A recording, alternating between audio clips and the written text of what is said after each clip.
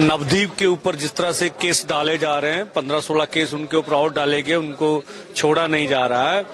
और जो शहीद भगत सिंह यूनियन के और भी लीडर्स के वारंट से निकाले जा रहे हैं, उनके लिए हम लोग जो 17 जुलाई को एसपी अंबाला के खिलाफ 2 दिन का मोर्चा लगाएंगे। एक तो अनाउंसमेंट है, दूसरा जो 2 जुलाई को हमने एमपीज को मांग पत्र देने थे, 240 भाजपा के छोड़कर एनडीए और जो विपक्ष के नेता हैं, अब वो हम लोग 8 जुलाई को देंगे। एक तो दो अनाउंसमेंट। इसी के साथ साथ हम सरकार से आह्वान कर रहे हैं कि जितनी जल्दी हो सके वो जितने उन्होंने बॉर्डर रास्ते बंद कर रखे हैं, जो एनएचए के ऊपर उन्होंने दीवारें निकाल रखी है, वो गिराएं और रास्ते खोले। इससे पंजाब की अर्थव्यवस्था का, ट्रांसपोर्टर का, व्यापारियों का, आम जनता का बहुत नुकसान हो रहा, हमें भी मुश्किलें आ रही है। और जो घग्गर दरिया है, यहाँ पर बाढ़ आने का खतरा, अगर बाढ़ आती तो समस्या और बढ़ेगी। एक तो ये भी हमने उनसे मांग की है।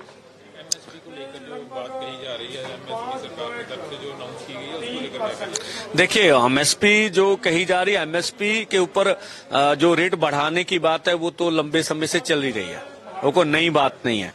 जो एमएसपी की बढ़ोतरी की गई वो भी काफी नहीं है, हमारे इनपुट्स जो बहुत ज्यादा हैं। तो अभी उनके प्रवक्ता ने कहा था, अभी जो रेल मंत्री हैं, अभी सीएसीपी की रिपोर्ट के अनुसार जो हमने ऐलाना वो भाव में 50% बढ़ोतरी की है।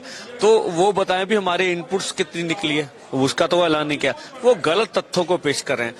अगर ये ऐलान करने से कुछ नहीं होगा, जितने भी फसलों का 23 फसलों का भारत सरकार ऐलान करती है, ऐलान तो कर रही है, लेकिन उसके ऊपर खरीद की गारंटी कानून बनाए। खरीदी कोई नहीं जाती। पंजाब में गेहूं या धान खरीदी जाती है, थोड़ा सा गन्ना है या कपास है, वो भी सारी नहीं खरीदी जाती। तो हमारा सवाल यह है भी खरीद कीजिए आप।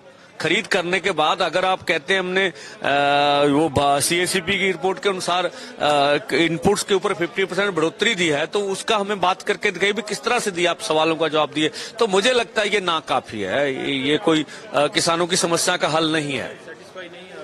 नहीं, बिल्कुल नहीं। एमएसपी को लेकर खरीद कर रही सभी फसलों का। जैसे नीतीश जी अभी सरकार में बोल रहे थे हम लोग बिहार में मंडियां बनाएंगे, तो ये मंडियां बनाने का तो सवाल नहीं है। अनाउंसमेंट तो होती है, बिहार में कोई भी फसल खरीदी नहीं जाती, वहां किसान की फसल औने पौने दाम में बिकती है। हाँ, आंदोलन तब तक जारी रखेंगे जब तक समस्याओं का हल नहीं हो जाता। आज देखिए, बहुत दुखद है, देश के 24 लाख युवा जिन्होंने एमबीबीएस के टेस्ट दिए, उसमें आप देखिए अरबों खरबों का घपला निकल के सामने आया। मोदी सरकार अपने आप को पारदर्शी सरकार और भ्रष्टाचार मुक्त सरकार बोलती है। पहले अपने चोन बांड में देखा, अब ये कार्यक्रम हो गया।